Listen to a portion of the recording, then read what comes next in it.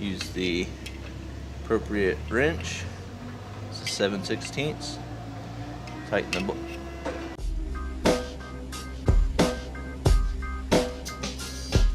It's a 7/16.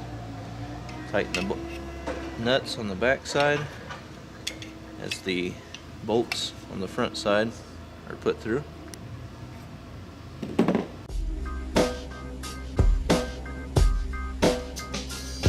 Slide the mounts between the frame. Be careful not to scratch your Jeep around.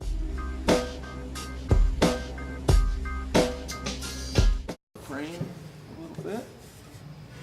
Kind of use your knee. Tightly put it there.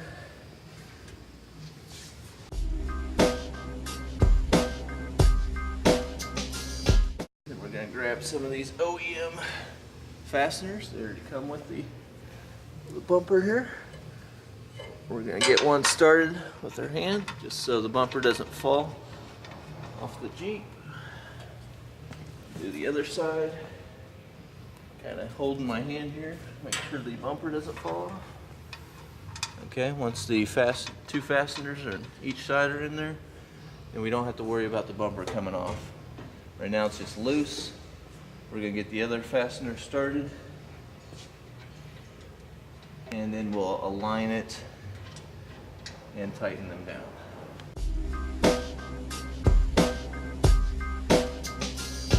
I'll put them through the frame here. Now we drilled one hole in the frame, this lower hole, so we can have 4 bolts on the frame on each side.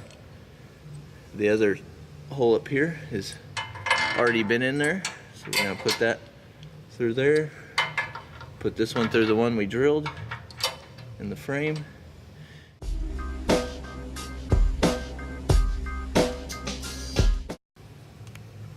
I'm going to use the spacers that are provided in the kit.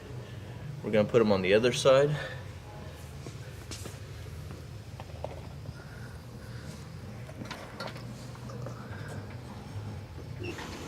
Height that I want it on the Jeep.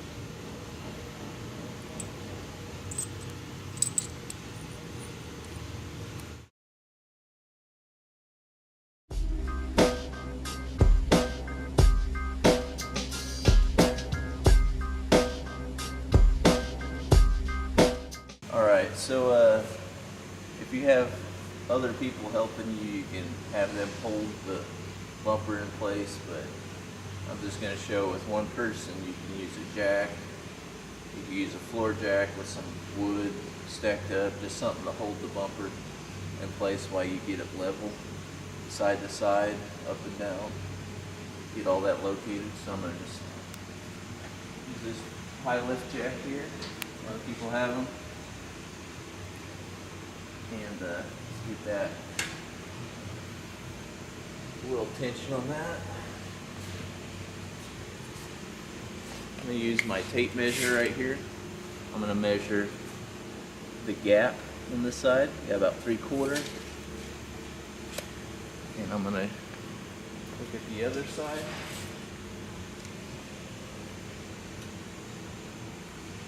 Got about the same there. So I'm going to adjust. Okay. I'm going to get the measurement here in the center. Try to get all these matched up so I got the same amount of gap all the way around the Jeep bumper here. It's pretty cool. The 16mm socket. Put a little, yeah, just a little bit of pressure so it doesn't move. I'm going to check the other side.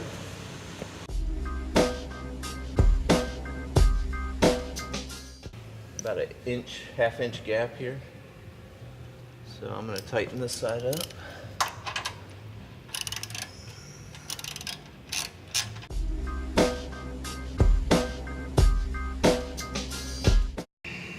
Alright. So at this point, I got a couple bolts here a little tight, so it kind of holds this gap in place. This is about a 1/2 inch gap. Now I want to look right here at this plane, this top of the bumper, and make sure it is level with the Jeep itself. So you can look right here. I'm kind of eyeing it, seeing how level that is with the Jeep. And made a slight adjustment with the jack here. So now I'll check my measurement. Alright, and we look pretty good. So I'm going to take my ratchet and just tighten these down a little bit more. That should keep it from moving.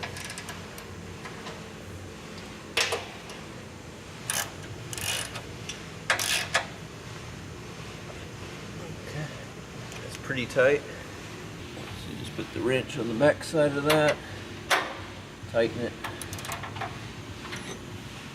Okay, and it is a good thing to tighten one side a little bit, go on the other side and tighten it, because there's a little bit of a gap so that the mounting plates slip on to the frame easy.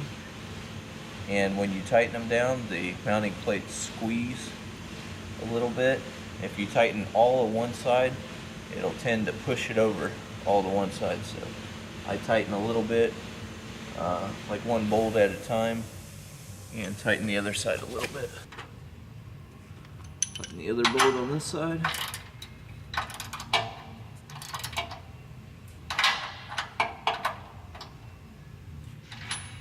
Okay.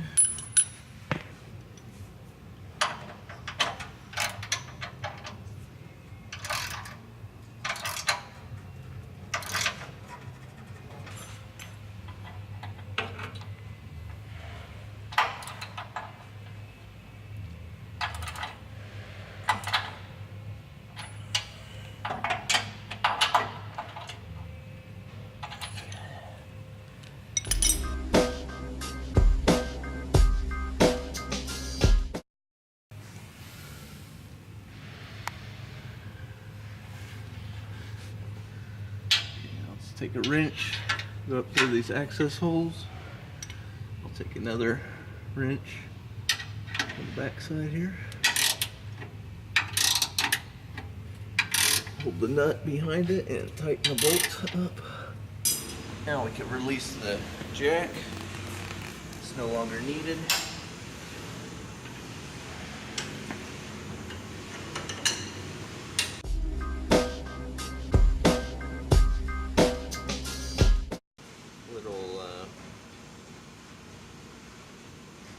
Pin locator here. A little bit of a snug.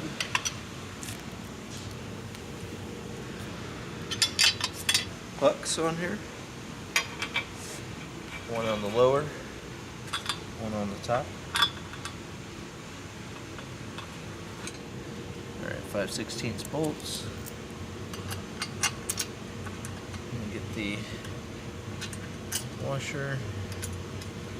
Hand tighten it for both sides. Okay. I'll line it up, the holes here with the holes in the back of the Jeep door. And these are the factory bolts. We're just going to put them back in there.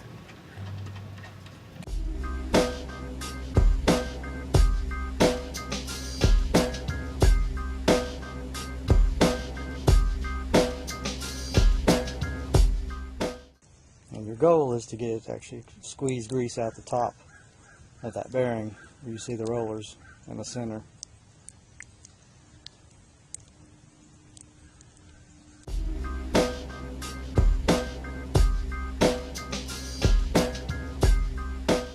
Alright, we got the tire carrier flipped upside down. We're putting the bottom bearing in. Here's the bottom bearing. Put it in there. Make sure it's straight, flat. Put the seal in like that. We'll get a mallet and press it in.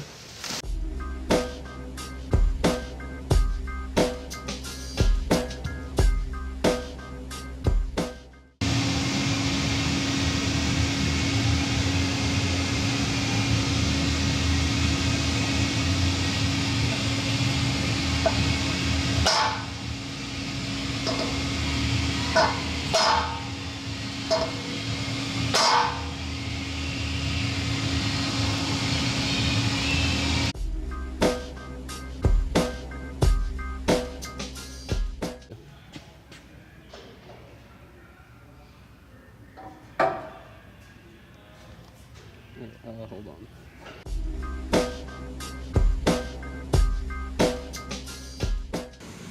I'm going to take the top bearing and carefully drop it in there. I'm going to put a washer on there, and I'm going to put the 1-inch nut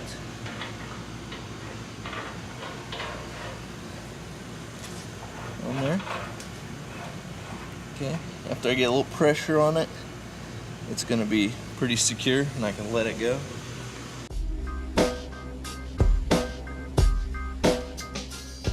Ready? Okay, so I'm going to use my 1.5-inch socket and put that over the 1-inch nut. Go ahead and tighten it all the way down.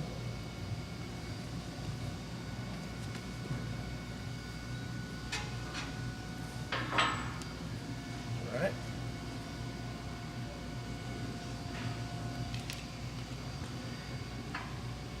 We're going to use our bearing assembly cap here. Simply thread that on. Adjustable.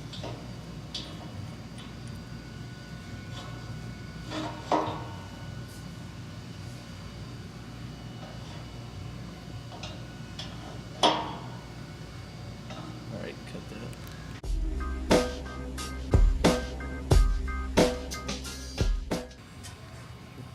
I'm gonna barely just keep that there.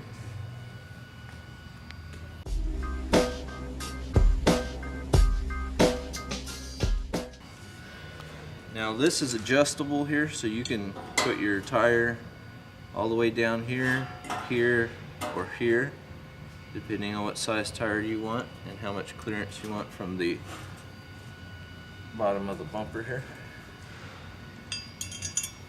I'm going to put it up here.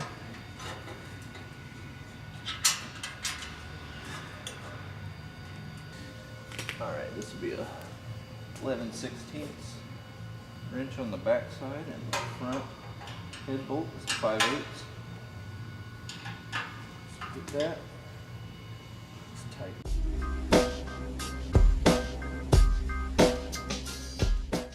Slides in here. It has many slots that line up with these holes in the carrier mount.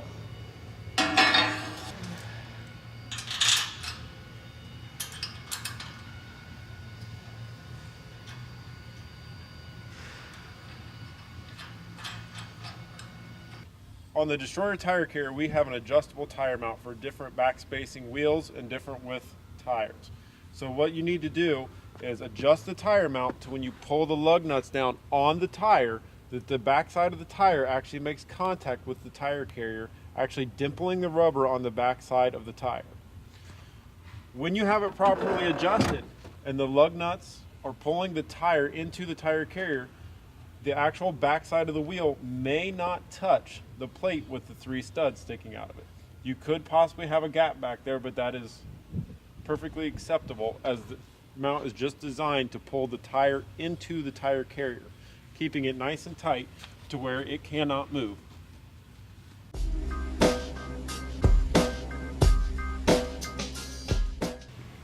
We can put our release latch onto the hole right here, mounting hole. It needs to get fed through and placed right there.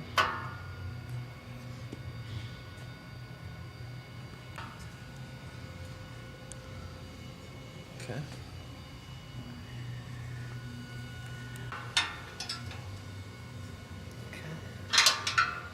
Looks pretty good.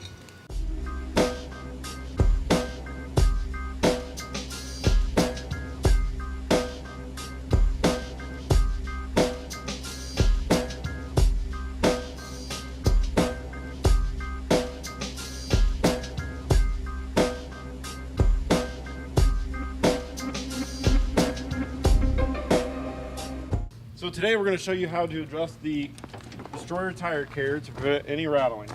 So what we're going to show you how to do is adjust the striker plate and the striker latch together.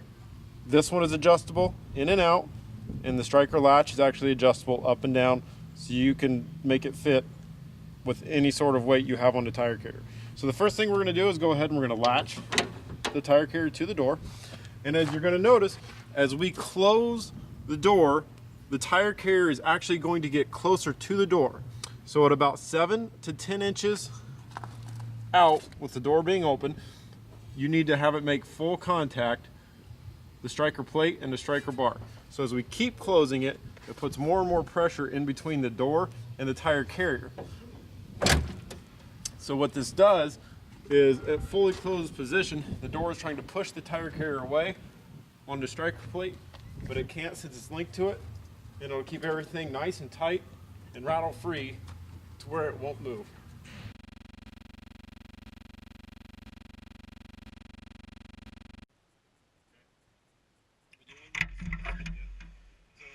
Striker plate, striker bar.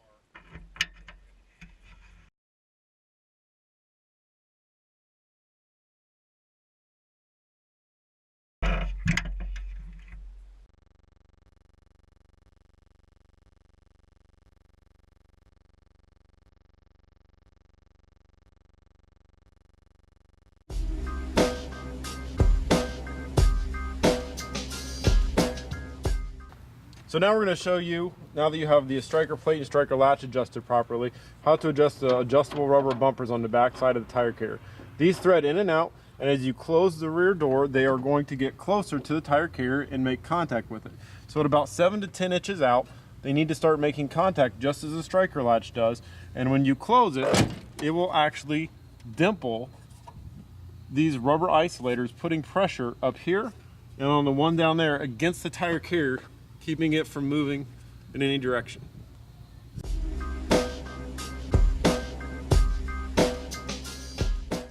So be careful when you adjust the rubber bumpers. If you adjust them too much, the top and bottom one, you can pull the striker latch out of the striker plate, causing it to rattle in this area. So do these sparingly, just tight enough to keep everything tight.